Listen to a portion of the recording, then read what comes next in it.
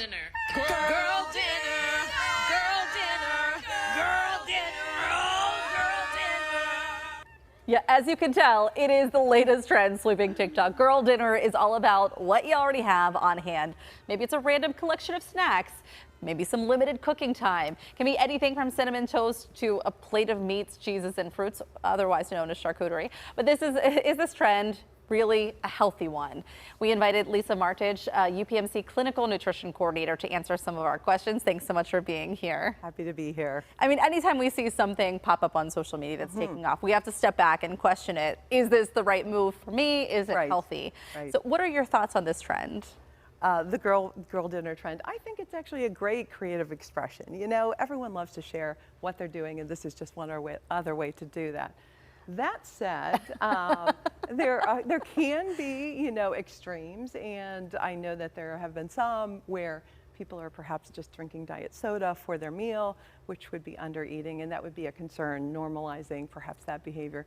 Others that are very indulgent and are perhaps normalizing kind of that end of things as well. So can be a bit of a concern, but I think more than anything, it's kind of a fun way to, I'm an advocate of not wasting food. So I'm seeing these people using their leftovers, using what's left in the pantry. So well, and that's what we saw in the one video. It was like this mishmash of different pastas that she had on hand. Absolutely. And that's okay. So my question to you was going to be, is it healthy? But it sounds like it really does depend on what you're putting on that small snack plate.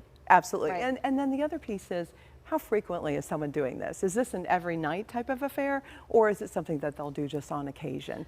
I don't know if I can put you in this category, but I feel like we've all had that night where you just go home and all you can manage, because it's been such long days, a bowl of cereal. Yes. Like I have been there, and I know it's not the right move. I know it's not the healthiest for me, but it gets me through until bedtime. Exactly. So we all have options like that we go to. How have you seen in the last decade our health kind of change because of diet and nutrition, really, because of social media? Because I feel like this is a way for people to get these messages across, good or bad. Right. And I think truly what I've seen is information is so much more accessible. When we think back to 2004 when Facebook came about, you know, where were we getting information? You know, television, newspaper, magazine. Really family. I mean, family and friends. Exactly. And so now 24/7 that information is coming at us.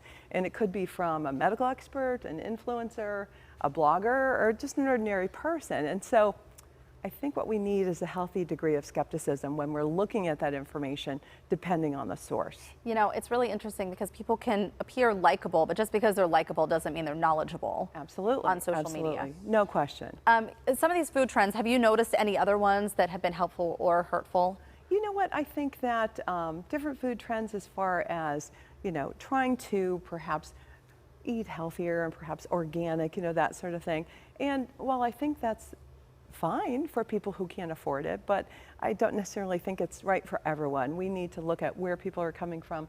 There could be food insecure. That's not really the message that we want to be sending to everyone. So I think that, you know, I would rather see people kind of moderate and eat a healthy diet from whatever source they can get it.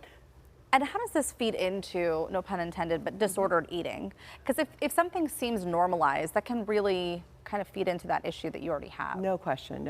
And so if someone's kind of bordering on, you know, that sort of, even like an orthorexia, when someone feels compelled to eat healthy food because they're afraid, you know, to eat something that's perhaps not. And so that's a concern too. I'm so glad you touched on that, because I just recently heard that term for the first time. So explain what this is. This is like when you feel you have to eat healthy all the time? Yes. So kind of derived from the word orthodox, but orthorexia, so that referring to, you know, what you're eating. And so someone feels that they can't have anything that's off that very narrow path, and it has to be very natural, organic, you know, limited volume, that sort of thing. And can it be a concern? Absolutely, it can be. It really depends on the degree to which someone is following something like that. And if they're really limiting themselves, excluding food categories, you know, food groups, and calories overall. Right. Yeah. And what is a healthy amount of calories that we should be taking in? I know it differs from person to person. Right. So it's really going to depend on,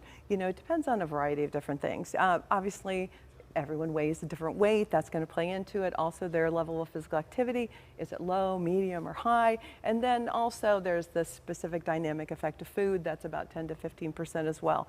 So there are equations that you can use to calculate people's, caloric intake. So everyone's going to be a little bit different, and so that's why, all those factors have to play into it. It's not just a one-size-fits-all No, approach. I hate to just throw out, one number because Yes. it's really not one number for everyone. I know, because when we read the back of, packages, food packages, and I'm kind of going off on a tangent here, but, it'll say based on a 2,000 calorie diet, but I don't know Right. that everybody should be eating a 2,000 calorie diet, No, right? no, absolutely, absolutely, yeah.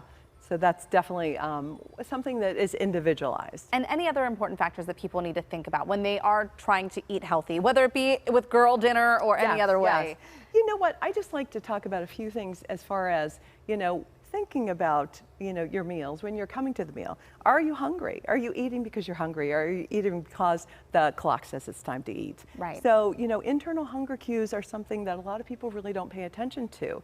And so because of that, perhaps they're eating at times that they're really not hungry.